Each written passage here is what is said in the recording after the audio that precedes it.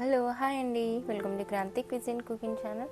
ఈరోజు మనం sweet corn pakoda చేసుకోబోతున్నామండి. ఎప్పుడూ రొటీన్గా ఒకేలా కాకుండా ఈరోజు కాస్త కొత్తగా స్వీట్ కార్న్తో తయారు చేస్తున్నాను. టేస్ట్ అయితే చాలా బాగుంది, తప్పకుండా ట్రై చేయండి. ఇప్పుడు ఒక బౌల్ తీసుకొని దాంట్లో ఒక కప్పు ఉడికించుకున్న స్వీట్ కార్న్స్ వేసుకోండి. అలాగే అరకప్పు సన్నగా కట్ చేసుకున్న ఉల్లిపాయలు, 3 పచ్చిమిరపకాయలు, అరకప్పు శనగపప్పు, 2 టేబుల్ స్పూన్ల కార్న్ ఫ్లోర్ లేకపోతే బియ్యం పిండి వేసుకోండి. అలాగే ఈ ప్లేట్లో చూపించిన మసాలాలు వేసుకొని చక్కగా కలిపేసుకోండి ఒకసారి. ఇలా కలుపుకున్న తర్వాత దీంట్లో కొంచెం కొంచెంగా వాటర్ యాడ్ చేసుకొని పకోడీలా వచ్చేంత వరకు కలుపుకోండి. ఇలా కలుపుకున్న తర్వాత పక్కన పెట్టేసుకొని స్టవ్ పై ఒక కడాయి పెట్టేసుకొని దాంట్లో డీప్ ఫ్రైకి సరిపడా ఆయిల్ వేసుకోండి.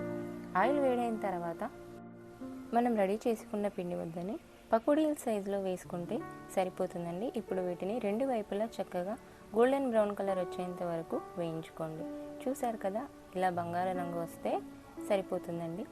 వీటిని చక్కగా టిష్యూ పేపర్ పైన వేసుకొని ఆయిల్ పోయిన తర్వాత ఒక బౌల్లో వేసుకొని వేడివేడిగా టమాటా కెచప్తో తింటే పైన క్రంచీగాను లోపల సాఫ్ట్గాను అలాగే చక్కగా స్వీట్ కార్న్స్ టేస్ట్ తెలుస్తుందండి.